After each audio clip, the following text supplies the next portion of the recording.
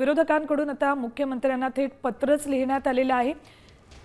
काँग्रेसचे माजी मंत्री सुबोध सावजींनी मुख्यमंत्री देवेंद्र फडणवीस यांना पत्र लिहिलेले कोकाटेंच्या वक्तव्याबाबत स्पष्टीकरण द्या अशी मागणी या पत्राच्या माध्यमातून त्यांनी केली।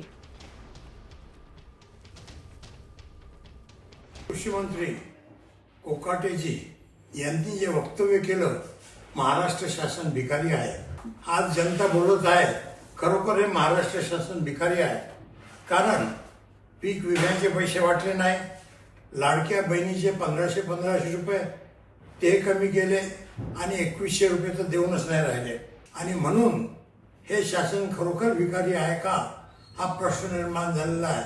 मुख्यमंत्र्यांनी आपले स्पष्टीकरण ताबडतोब द्यावे।